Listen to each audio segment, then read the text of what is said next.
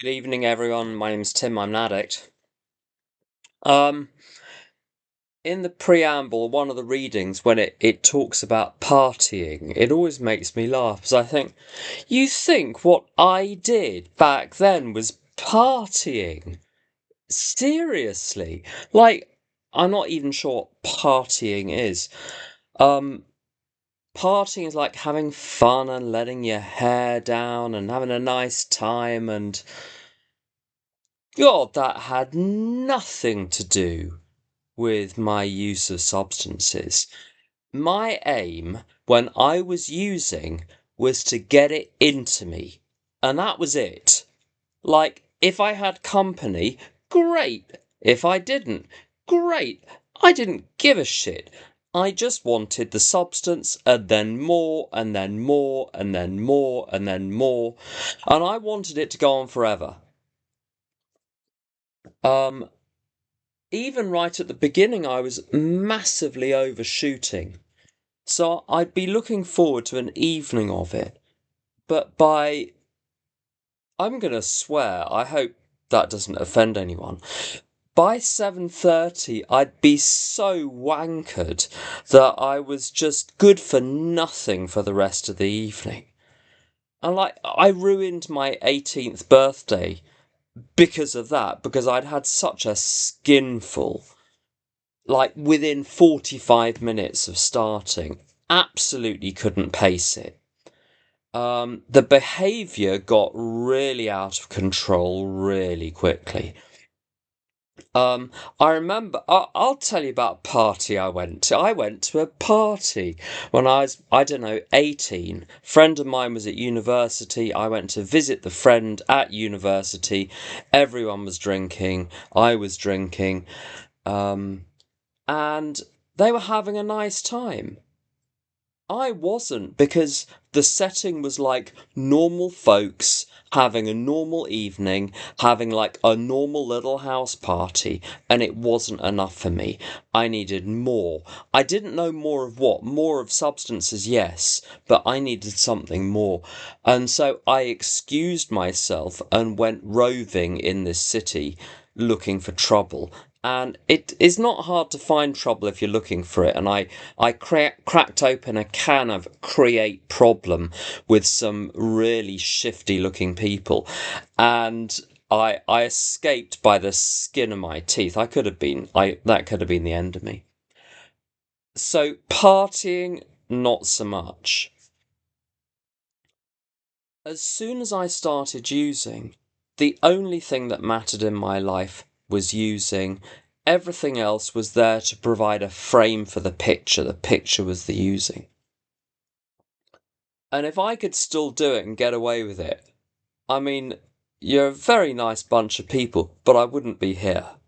The, the reason I'm here is because I couldn't get the equation to work. For years, I thought there'd be this, I hate the phrase, but sweet spot, this perfect point where I'd have just enough that I'd get the effect that I wanted, but not so much that I would get into trouble and be sick the next day. But the fact is, I got into trouble way before the point at which it hit the mark. People say they used because they like the effect. Yeah, kind of. Except I liked how I thought it was going to make me feel in about an hour's time. If it really satisfied me, I would have stopped where I was, but it didn't. Substances kick something off in me, and the substances, my brain doesn't care whether I'm having a nice time or not. Having a great time, have another one. Having a horrible time, have another one. It doesn't give a shit. It's just a command coming down the tubes. And that was the lesson of step one. I'm not doing any of the stuff that I do because I want to, because it makes sense, because of my childhood, because of how I've been feeling that day or how I felt generally. I mean, to be frank, I was fucked before I ever touched a substance. Royally. But so is everyone else in my family, and they didn't respond to substances the same way as me. I can't pin it on anything to do with my past. I just figure, you see, there are some people in my family that substances just don't agree with us, and other people are fine, and it's just luck of the draw. That's the only explanation which makes sense. And what does it mean it doesn't agree with me? It means that I'm going to want more whatever the circumstances. When I was about 10 years clean, I asked, because I was 31 at the time, I asked myself, maybe the reason that I was such a mess with substances was because I was such a mess generally, not an unreasonable hypothesis. But the fact is, I could see my behaviour with nicotine as well. I could see my behaviour with other things. I look at anything which gives me any kind of hit or excitement or relief. As soon as my brain realises that that's something that gives some kind of relief, something else takes over. It's a machine. That's all. It just wants more. And if I stay away from it, it will call me back, and I'll come running like a little dog, yapping, wanting my little doggy chocky drops, whatever it is. If I had a choice about whether to return to substances, I wouldn't have returned. And one of the reasons I know, there's a whole kind of theory in some parts of recovery that, the real problem isn't the substances and the relationship with the substances, but it's life's the problem, and life's really difficult, and so isn't it really obvious we keep going back to substances? I don't think it's not true for me, because when I stop using, a whole bunch of things start happening. My body starts working again, my digestive system starts working again, I start sleeping, I'm more of this world, I can have regular conversations, I have fewer panic attacks, everything starts to calm down, I'm able to start working, to start showing up for things, to start even enjoying things. It simply doesn't make sense to say, well, life sober just didn't cut it, so I went back. It's just bullshit. And my God, I've seen enough friends of mine go out over the years, and you see the state they're in within a few days of using again. And they're saying, I'm having a great time. And you're like, your face doesn't say that. Your body doesn't say that. Your life doesn't say that. You're full of shit. That's the truth of it. The addiction to get me to use had to create this completely alternate sense of reality. Oh, I'm doing this because I want to. So, all the supermarkets around here have got these poor chaps who are on the street and they're all addicts. And you can see that dynamic playing out. You can see the bravado, you can see the bluster. And these are people sometimes weeks or months from death. Yay! Having a great time, having the time of their lives. They're not. That's the addiction lying to them, that you can see the suffering, but they can't see the suffering. So, addiction is just a monster, and my job is to recognise that it's a monster. It's going to get me to use, and when it's got hold of me, it's not going to let go. If it lets go, that's luck, it's providence. I can't make it let go. So, what do I do about it? I've got some really, really bad news. You might want to sit down for this. In order not to go back, my experience is I needed to develop a working relationship with God. There we go. That's the worst of it. Everything is downhill from there. There's no worse news than that. But that's the truth of it. Why does this work for addiction? I don't know, but it seems to. But I know a couple of things. It's been 32 years since I've had a drink or a drug. What I've learnt to do in recovery is take my brain with a pinch of salt. I wake up in the morning and it's ready there with a bullshit script for the universe. It tells me everything's hopeless, everything is pointless, there's no point in being alive. That's my baseline. That's before shit starts to happen. Like before any of the data have come in, I don't have like a blank sheet of paper. I've got why bother? That's the baseline. Now, that's not me. That's just there's something off with the wiring up there. So lesson number 1 in recovery, my brain produces some weird old shit, pumps it down the tubes at me. My first job is to say, I'm not going to believe you. And the first thing I do in the morning is deny the bullshit and then say, God, please direct my thinking. And the fact is, by the time I'm at the kettle, I'm buzzing along. But I wake up, the devil's there. You see, the devil's been there the whole time. You can take that literally, you can take it figuratively, you can do what you want with the image.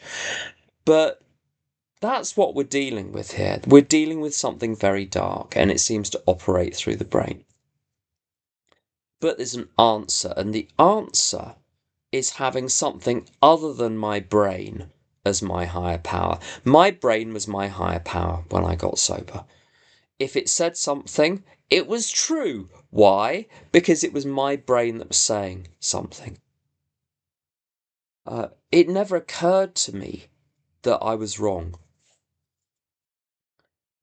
I remember in early meetings, people said, you want to ask your brain where it gets its information from. And you start doing that, and you realise it doesn't have an answer. It's amazing. I have a great life today.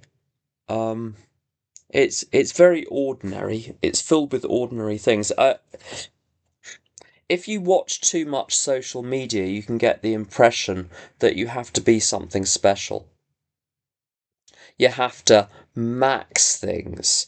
There are people that are maxing this and maxing that and maxing their potential, and they're having dreams about what they're going to make of themselves. Fuck that. Ordinary life, absolutely fine by me. That's the only real pleasure. I'm not supposed to become anything special. I'm not supposed to become anything valuable. I'm just supposed to be an ordinary person. And you see, that's really lucky because that's all I've become, despite really sterling efforts to produce something important in my life. It hasn't worked. All I've become is an ordinary person having an ordinary life. And here's the newsflash: no one's watching. There's no one to impress. No one cares. And so the job is not to impress other people. The job is not to impress some. It's almost as though I grew up with this shadowy figure in the corner of the room, keeping count, telling me where I was getting things wrong, what I needed to do instead, where I needed to be in 5 years' time, where I needed to be in 10 years' time. Whatever I would do for it, it wasn't enough. It can fuck right off. Having my dinner is enough. Playing the piano is enough. Sitting next to my other half watching a film is enough. I do not need more than that.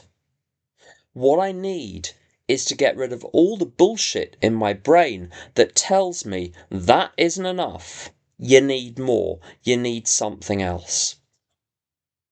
So what do I do in recovery? Well, I needed to complete the first 9 steps.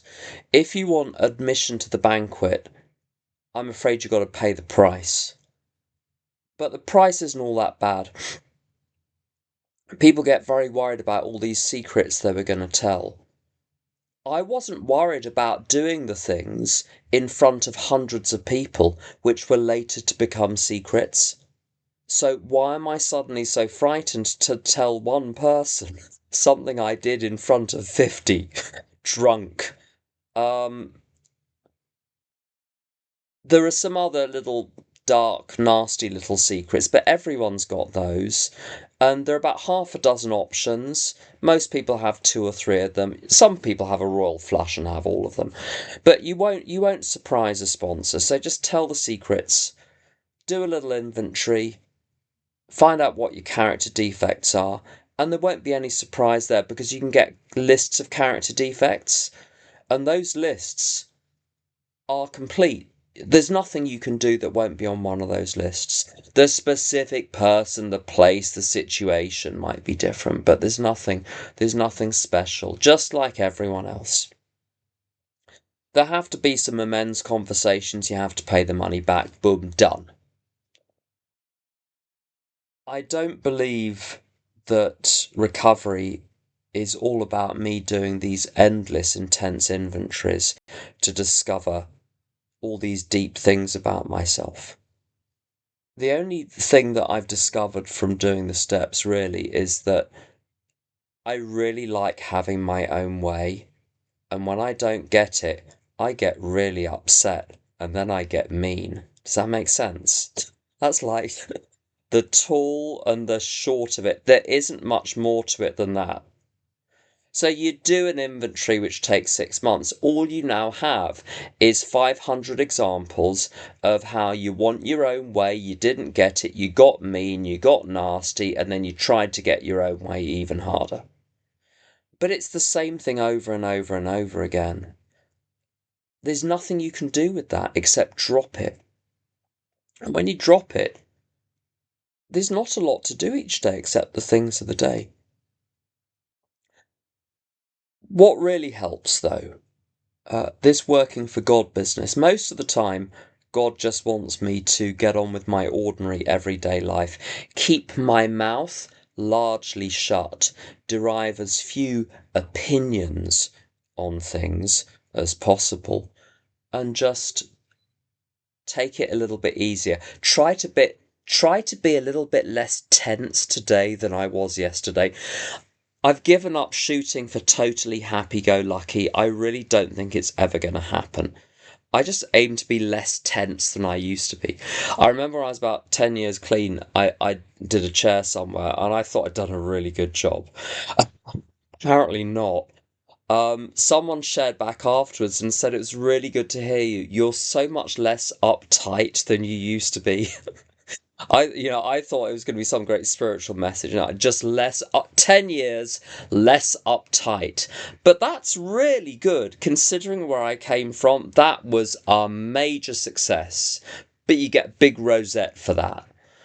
But there is something that God wants me to do, which is to tell other people how I was released from the prison of being stuck in my own repetitive thoughts. And all I have to do, I get a lot of phone calls each day, and I don't have to do anything in those phone calls except three things. The first thing is I go through the big book with people. Sometimes it's 2 hours a day. Weekends, usually 3 hours on a Saturday morning, 3 hours on a Sunday morning, sometimes a bit more. And we just go through it line by line, paragraph by paragraph. I explain stuff as far as I understand it. I share some stories, some experiences. People take notes, people ask questions when it's their first time through. It's the first thing. The second thing, I listen to people's inventory at step 4 and I listen to their step 8 in preparation for the step 9. Some people write on every step. I don't do that. If it doesn't say write, I don't write. If it says write, I write. So I listen to that, and sometimes we laugh so hard we have to sit down because it's such crap. Version 1, like the first draft, is always such a load of crap. You have to work with people a lot to go from like the first version of the story to what really happened takes a while, and it takes a while to get good at taking someone through that. Just in case people need to manage their expectations about becoming good at sponsorship, you really mess up the first 100, 200 people. After that, it gets a little bit easier. Once you get past 500, you're motoring. You're good to go at that point. But it's like when your mum went on that computer course, or when your gran went on that computer course, the first thing they say to them, it doesn't matter what buttons you press, you can't hurt the computer. And it's like that with, sometimes in meetings, they have this special notice at the beginning saying that there are a lot of vulnerable people in the room. We want to make sure this is a safe space. Vulnerable, my fat ass. We're not vulnerable. Occasionally there are people we're not vulnerable, we're dangerous. You can't hurt your sponsee by saying words to them. You really can't. As long as you remember, you're not in charge of them. I heard someone bound into a meeting a while ago, and they said that their sponsor had said something about sponsorship being dictatorship, and it's not. If someone doesn't want to be sponsored by me anymore, fine by me. I don't want to know why either. I've made that mistake of asking. I don't ask anymore, because I never come out well at that answer. But it's not dictatorship. It's just I'm trying to help people. That's all. If you're helped by it, great. If you're not, that's great. But you can't hurt your sponsees by saying things. And they can tell you to F off at any point. There's no obligation. You don't owe them. And you know what? If you hate your sponsor and you're done with it, you don't even need to stay their sponsee for 6 months trying to work out how to tell them. Just stop calling. It's fine. If you can't face them, it's fine. Just find someone else. Do find someone else. But it's fine. It's not forever. It's not like dogs at the dog sanctuary where they make you feel really guilty. You know, this dog's looking for a forever home. Sponsees are not looking for a forever sponsor. If they've got those like forever stars in their eyes, tell them to find someone else. This is a business transaction. I'm going to offer you some stuff and you don't cause me too much shit in return. Deal.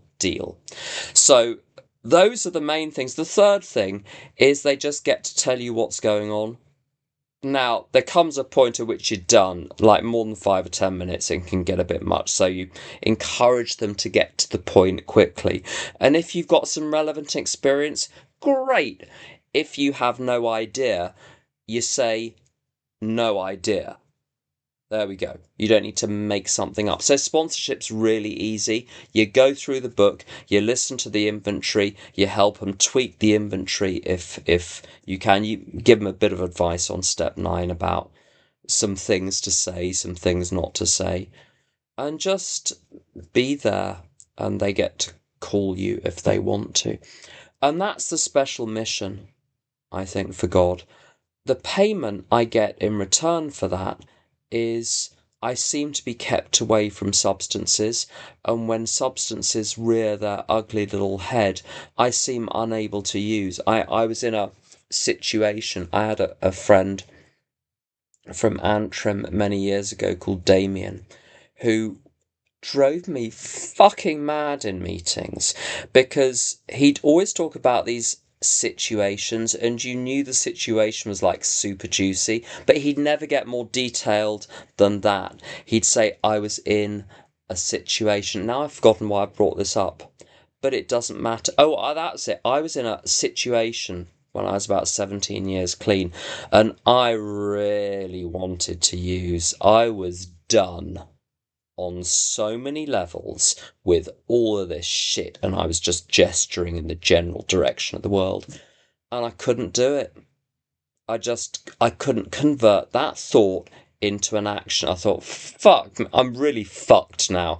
I'm gonna have to stay sober and clean forever. Fuck! The next day I was fine. The next day I'm glad. So you take out the insurance policy by sponsoring a whole load of people, and then you get to stay sober and clean forever and have a good time. That's all I got. Thanks for listening. I'm looking forward to the rest of the meeting.